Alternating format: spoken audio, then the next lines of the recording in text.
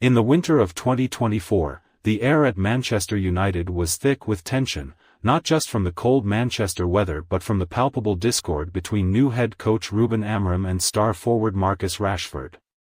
What began as a fresh start under Amorim's leadership quickly turned into a narrative of unfair treatment and perceived egoism from the manager. Rashford, who had been a pivotal figure for United, found himself suddenly sidelined under Amorim's regime. It wasn't just one match. Rashford was omitted from the squad for 4 consecutive games, including the high-stakes Manchester derby. This exclusion wasn't billed as a disciplinary action but rather as a selection choice by Amorim, who emphasized that it was about performance and attitude in training. Yet, the lack of detailed reasoning or public support for Rashford left many questioning the fairness of Amorim's approach. The situation was further complicated by Rashford's public statement where he expressed readiness for a new challenge. This came after his exclusion from the squad, suggesting a rift or at least a significant misalignment with Amorim's vision for the team.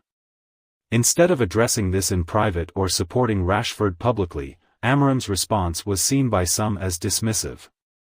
He advised Rashford to speak directly with him rather than through the media, a comment that seemed to underscore a personal or professional disagreement rather than fostering reconciliation.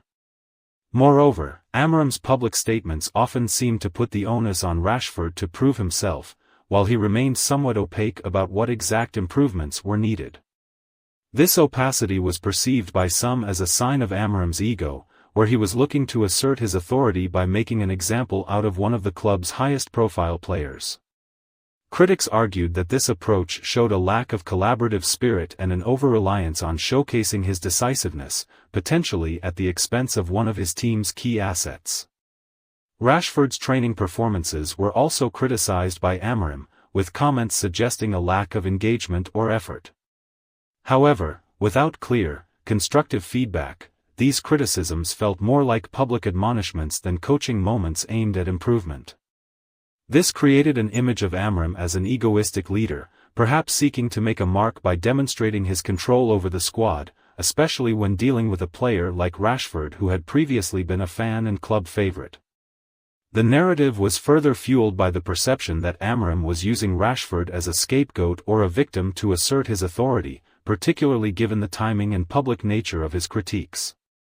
This was especially highlighted when Rashford was not used even when available on the bench during crucial games, suggesting that the issue was beyond just performance.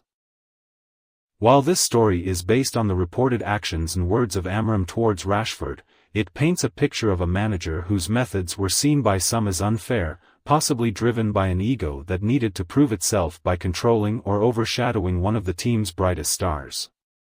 Whether this was a case of egoism or simply a different management style clashing with established norms at Manchester United, the fallout was significant, affecting team morale and Rashford's standing with the club.